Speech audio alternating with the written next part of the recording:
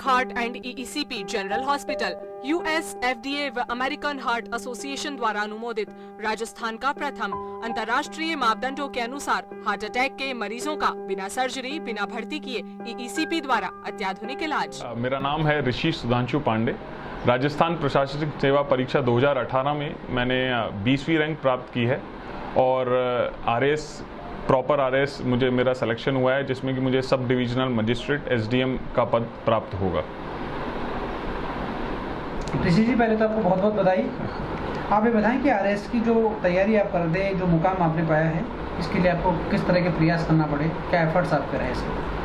Sir, civil सेवा एक ध्येय होता है, एक लक्ष्य होता है किसी भी व्यक्ति का। भारत में तो बहुत ज़्यादा इंपॉर्टेंट है सिविल सेवा, और चैलेंजेस कई तरीके के होते हैं। एजुकेशन बैकग्राउंड का भी चैलेंजेस हैं, जो स्टडी मटेरियल आप कर रहे हैं गैदर उसका भी चैलेंज है। कोई इंस्टीट्यूट अगर आपको ज्वाइन करना है तो क्यों करना है, उसका जो टाइमिंग है वो इम्पॉर्टेंट है, और जो गाइडेंस है सबसे ज़्यादा इम्पॉर्टेंट है गाइडेंस। और ख़ास तौर पे मैं धर्मेंद्र सर का मेरे प्रति जो मार्गदर्शन रहा है उसका मैं बहुत ही बड़ा आभारी हूँ कि उन्होंने वो मेरा मतलब मैं ये कहता हूँ जीवन के जो गुरु होते हैं ना, वो एक संबंध उनके सानिध्य में मेरा उनसे बना, तो मैं उनका बहुत ज़्यादा आभारी हूँ इस चीज़ में। और जो चैलेंजेस थे उनसे निपटने में उन्होंने बहुत हेल्प की एक्चुअली। ओके सर, ये बताएं कि आपका मतलब फैमिली बैकग्राउंड के बारे में कुछ बताएं आप। मेरे फादर रिटायर्ड प्रिंसिपल हैं गवर्नमेंट स्कूल से, और शिक्षा का माहौल घर में बचपन से ही था। ध्येय यही था कि शिक्षा में हमेशा अच्छा रहना चाहिए व्यक्ति को, और बचपन में जब देखते थे किसी डीएम को या एसडीएम इन सब पोस्ट पे तो लगता था कि हाँ हमें भी कुछ ऐसा करना चाहिए, तो बस उसी से, और घर में एजुकेशन का माहौल था तो बस ध्येय बना लिया। जब आप स्कूल में थे, पढ़ रहे होंगे, उस समय क्या सपना था आपका? क्या आपने सोचा था कि हम इस मुकाम पर रहेंगे और ये सब करेंगे? हाँ, थोड़ा थोड़ा सोचा था, लेकिन जब मैं actually research and development field में जॉब करके आया हूँ टेलीकॉम कंपनीज में, तो ये जो सपना पुख्ता हुआ ना उन कंपनीज में काम करने के दौरान हुआ। तब लगा कि मैं जो काम कर रहा हूँ वो समाज में कितना भागीदारी दे पा रहा है, जो हमारा एक नैतिक उत्तरदायित्व होता है, एक समाज के प्रति जिम्मेदारी होती है, उसको पूरा करने में कहीं ना कहीं उस जॉब ने ऐसे फायदा दिया कि मुझे मेरे ध्येय को पाने के लिए पुख्ता किया। स्कूल टाइम में होता है सबका लक्ष्य कि हाँ बनना है ऐसे। डेफिनेटली सर, इसके लिए कौन ऐसा इंसान है कि जिससे आपको इंस्पिरेशन मिले कि यार मुझे इस तरह से करना चाहिए? कोई एक विशेष व्यक्तित्व तो नहीं, लेकिन कई तरीके के अनुभव हैं, जो मतलब कई अलग अलग लोग हैं। जैसे टीएन शेषन साहब थे, हमारे समय 1995-96 के समय में वो इलेक्शन कमिश्नर रहा करते थे, तो उनका कुछ एक अनुभव था। जो लोकल उस समय जयपुर के डीएम थे, तो उनके बारे में भी न्यूज़पेपर में पढ़ा जाता था। तो कोई एक इंडिविजुअल व्यक्ति तो नहीं, लेकिन कंबाइंडली एक मोटिवेशन मिला। मतलब आपके दिमाग में कभी ये चीज़ आई कि आप आरएएस की तैयारी करेंगे और आरएएस में ही जाएंगे, ऐसा कोई ख्याल? बिल्कुल बिल्कुल, इच्छा स्कूल के समय, कॉलेज के समय थी, लेकिन जैसा कि मैंने बताया कि जॉब के दौरान ये जो एक मतलब आग जिसे कहूँगा कि एक आग भड़क जाना कि भाई अब तो यही करना है, तो वो जॉब के दौरान जो एक्सपीरियंसेस रहे कुछ, और कुछ सोसाइटी में एक छोटा सा मैं उदाहरण देना चाहूँगा कि मैं एक बार अपने ऑफिस जा रहा था और वहाँ मैंने रोड पे देखा कि एक महिला रोड का पानी इकट्ठा कर रही है। मैं बेंगलोर था उस समय, तो जब बेंगलोर में ये हाल था तो राजस्थान के जैसलमेर में कोई महिला 10 किलोमीटर से पानी लेके आ रही है।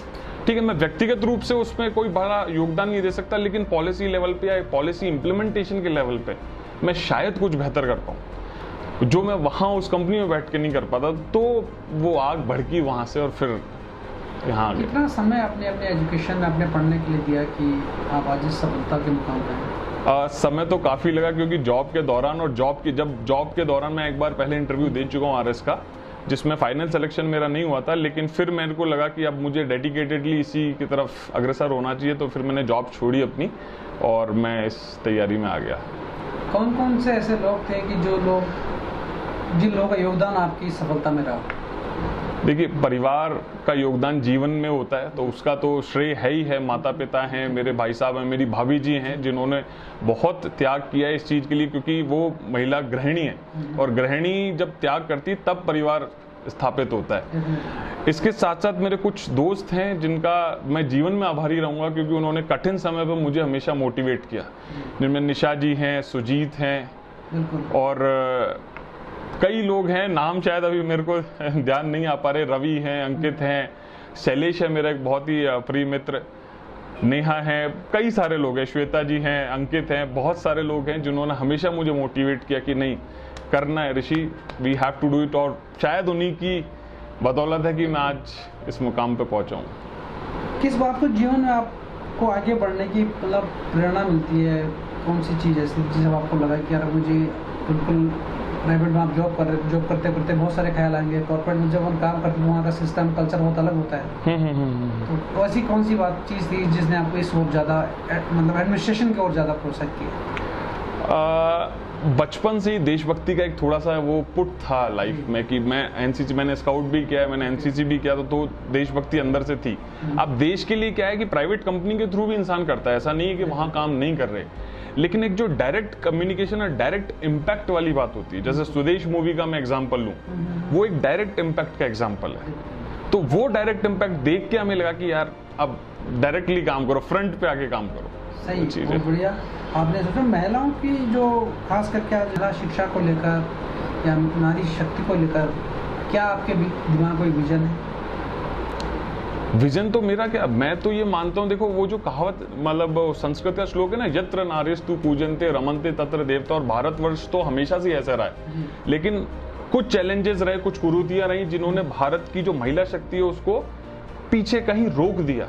लेकिन आज ऐसा है कि वो महिला शक्ति न केवल पुरुष के बराबर है, उससे आगे जा रही है, कहीं ना कहीं वो आगे बढ़ रही है, क्योंकि उसे इतने अवसर मिल रहे हैं और वो इतना कर रही है। पुरुष को अवसर इतने मिल रहे हैं लेकिन वो कर इतना रहा है। तो आप ये बताइए कि आज जो लोग आईएएस की तैयारी कर रहे हैं, आईएएस की तैयारी कर रहे हैं, उन लोगों के लिए क्या मैसेज आप देंगे कि वो किस तरह से अपनी सफलता के मुकाम को पाए? देखो, मैं का वो स्पष्ट होना चाहिए, उसके प्रति समर्पण होना चाहिए। चुनौतियां आएंगी, ये मेरा व्यक्तिगत अनुभव है, और बहुत अलग अलग तरीके की चुनौती आती हैं। कई बार बहुत सारे रिश्तेदारों दोस्तों के ताने भी मिलते हैं कि तू तो बड़ा आदमी है, बात ही नहीं करता और ऐसी चीजें ये और वो, लेकिन आज सब मुझसे खुश है क्योंकि मैं सबका रिप्लाई कर रहा हूँ। आज सबको मैंने रिप्लाई किया पिछले 2-3 दिनों में, अब वो सब खुश हैं और जो सफलता मैंने पाई है वो महसूस करते कि हाँ, मैंने जो उनसे संपर्क काटा था उसका कुछ कारण था। तो ये एक चुनौती है आज के टाइम में कि आप लिमिटेड कर दो अपने कॉन्टेक्ट्स को, जो आपके टारगेट में हेल्प करें, प्लीज उन्हीं को ध्यान रखो, और इधर उधर की जो चीजें हैं, क्योंकि इंटरनेट आजकल एक बहुत बड़ी चीज है। आपको एजुकेशन में इंटरनेट चाहिए, आपको कम्युनिकेशन में इंटरनेट चाहिए, लेकिन इसके साथ साथ वो ही एक बहुत बड़ा डाइवर्जन भी है। आपको जो गाइडेंस मिली आईएएस की तैयारी करने के लिए, वो सबसे बेस्ट आपको क्या लगा कि किससे आपको गाइडेंस मिली? देखो, जैसे मैंने पहले भी बताया कि धर्मेंद्र सर जो पतंजलि आईएएस के मतलब निर्माण करता है, जो कर्णधार हैं, उन्होंने न केवल आरएएस और जो सिविल सेवा की तैयारी है उसमें मुझे योगदान दिया, जीवन के प्रति मेरा जो ध्येय था, जो विचार था, उसको बदला, मुझे मजबूती दी।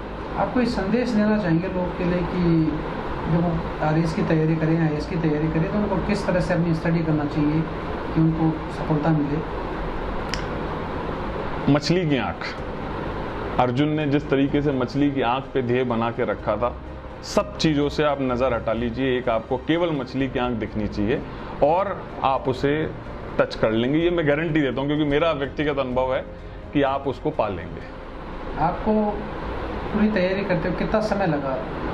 देखिए, 2016 जो मतलब लगभग ये 5-6 साल है, क्योंकि राजस्थान की जो प्रोसेस है वो थोड़ा अपने आप में समय लेती है। जैसे 2018 का भी ये 3.5 साल हो गए इस एग्जाम में, तो लगभग 6 साल, मैं कहूँगा 5-6 साल मुझे लग गए इस प्रक्रिया में। कितने अटेम्प्ट आपने दिए इस दौरान? ये दूसरा अटेम्प्ट था मेरा। दूसरा अटेम्प्ट? जी सर। तो ओवरऑल एक कंक्लूजन आप दें लाइफ के बारे में कि किस विजन के साथ आगे काम करेंगे? सेवा, समर्पण, विश्वास और प्रेम।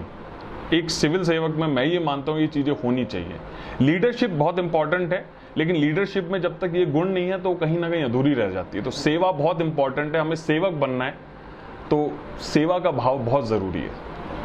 Thank you sir, very much. Thank you ma'am.